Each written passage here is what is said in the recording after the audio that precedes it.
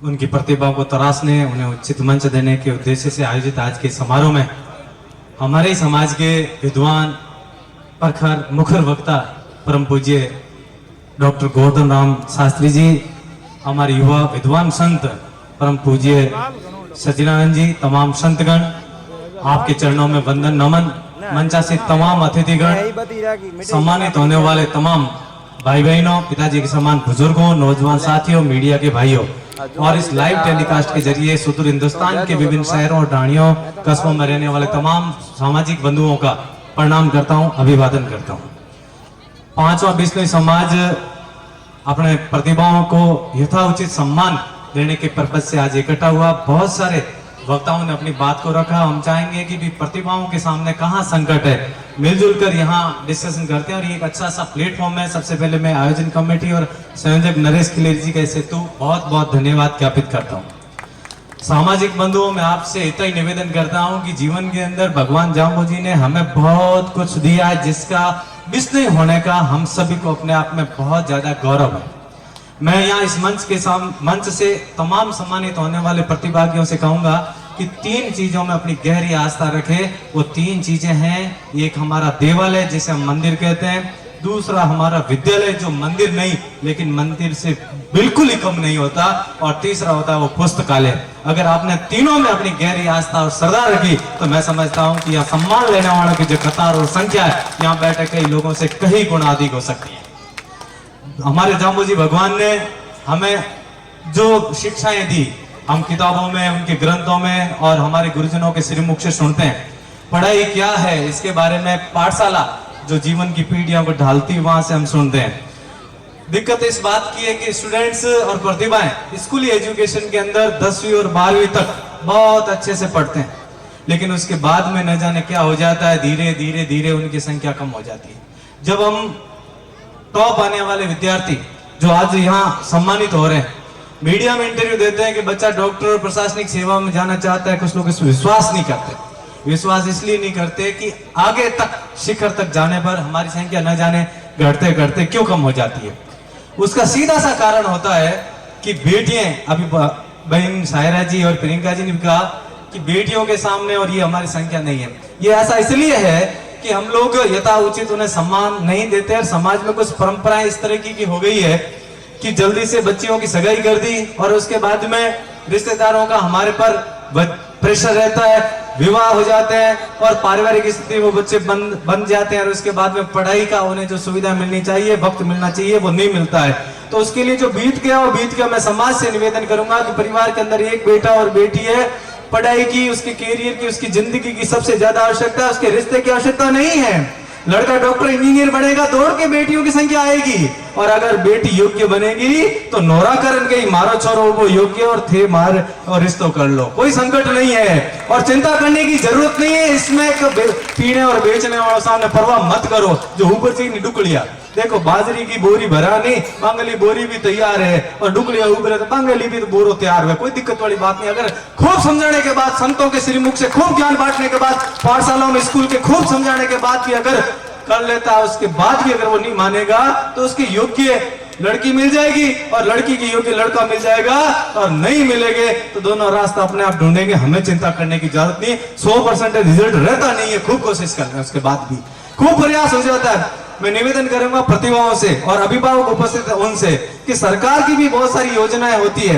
अभी सेंट्रल में जो यूनिवर्सिटी के बारे में कहा कि हमारे पास में पैसे नहीं है, पैसे नहीं है तो सरकार की फीसें भी तो नहीं है, लेकिन हम उनको अपने योग्य नहीं बना पाते। बहुत सारे टेस्ट परीक्षा देने नहीं जाते, और सबसे दिक्कत वाली बात ये होती है बहुत सारे, क्योंकि अधिकारी बनने वाले ये लोग हैं, पढ़े लिखे विद्यार्थी आप है, हम आपके बीच में कड़ी है। दशकों से 2 दशक से हम लोग पाठशालाओं का संचालन करते हैं और अनुभव को हमने देखा है।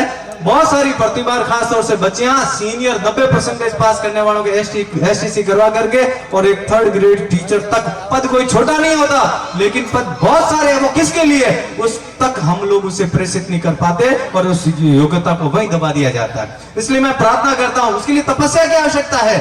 और बेटी और बेटों से मैं निवेदन करना चाहूंगा कि अगर आप लोगों को आपके ही भरोसे, बच्ची को सहेली के भरोसे और छात्र को उसके मित्र के भरोसे किसी शहर में पढ़ने के लिए भेजा जाता है। मैं उदाहरण दूंगा कि 5 साल पहले जब हम कोटा गए थे और कोटा में हमारे एक मित्र अभिभावक का फोन आया था, हम 4 जने थे।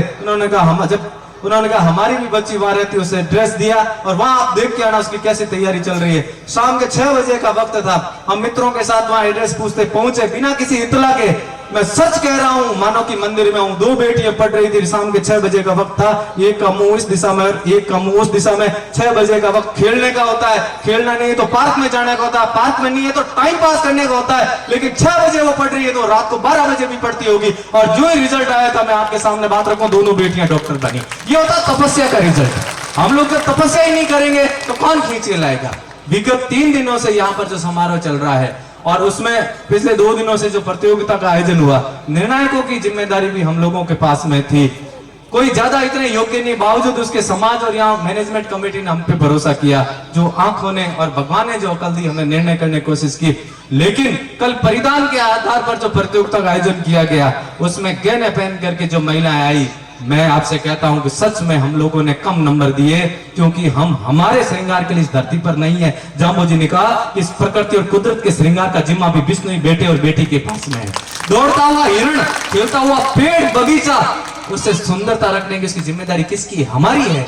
बदन की खुशबू और बदन का जो सौंदर्य है ना, उसकी जिम्मेदारी हमारी नहीं है। हमें योग्यता होगी, उसकी महक है, उसकी खुशबू है, योग्यता और प्रतिभा की, वो अपने आप बाहर आ जाएगी। आप जैसे प्रतिभा बैठी है तो आपकी योग्यता अपने आप बाहर आ गई। और मैं एक मंच के माध्यम से निवेदन करना चाहता हूं कि बहुत बार यहाँ वक्ताओं ने कहा कि हमारे समाज पे अंगुली उठाई जाती है। मैं साफ शब्दों में कहता हूं कि फूल को तोड़ सकते हो, फूल को कुचल सकते हो, फूल को तुम रौंद सकते हो, लेकिन ध्यान रखिएगा कि आप बसंत को आने से रोक नहीं सकते। आप बसंत को आने से रोक नहीं सकते।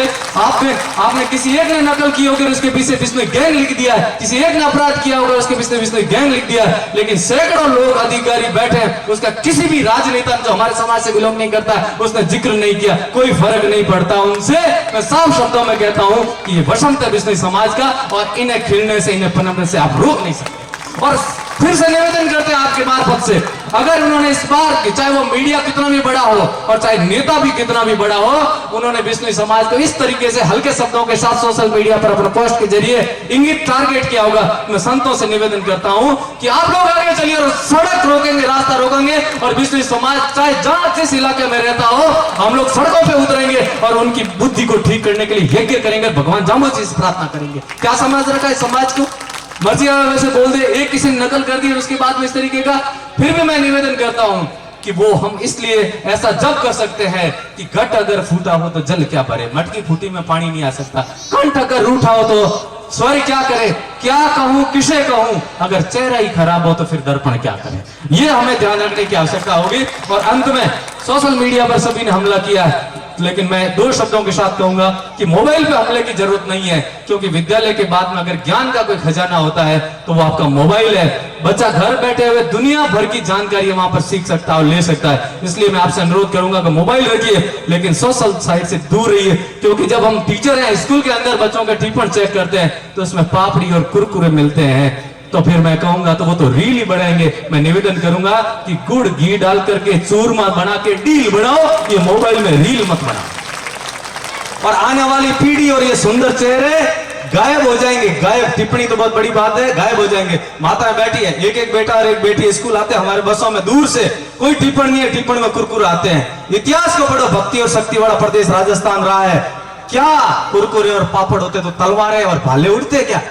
नहीं उड़ते। इसलिए मैं आपसे अपील करता हूं कि कोई जरूरी नहीं है कि सारे एसडीएम बनेंगे। तलवार और भालों का मतलब सैनिकों से भी कभी हमें बंदूक उठा के सरहद पे जाने की आवश्यकता पड़ सकती है, तो फिर कोई कुरकुरे काम नहीं आएंगे। मैं आपसे अपील करता हूं कि ये साइट्स, और एक दिन तो यूं अखबार में छप गया था कि 2 बहने होदी और उमाड़े कनु भी रील बनावे डूबन जाते रही। आप देख लो, इससे बड़ा अफसोस और विडंबना क्या हो सकती है। रील कोई जरूरी नहीं है। मैं आपसे निवेदन करूंगा कि बहन जी ने जैसा कहा कि आप अपने फोटो कैसे छपवाएं जो कहीं आपकी उपलब्धि की हो। और अंत में 2 इन पंक्तियों के साथ आपको छोड़ जाता हूं। सभी ने भगवान श्री राम के मंदिर का जिक्र किया, तो मैं सीता का भी कर लेता हूं कि बिजली से चमकते सितारों की रोशनी आज भी है, बिजली से चमकते सितारों की रोशनी आज भी है। बजते धुनों में थिरकते गानों में थिरकते कदमों का दौर आज भी है। चली थी सीता मैया रामचंद्र जी के साथ, उस नारी के संस्कारों की महक आज भी है। धन्यवाद, जय हिंद।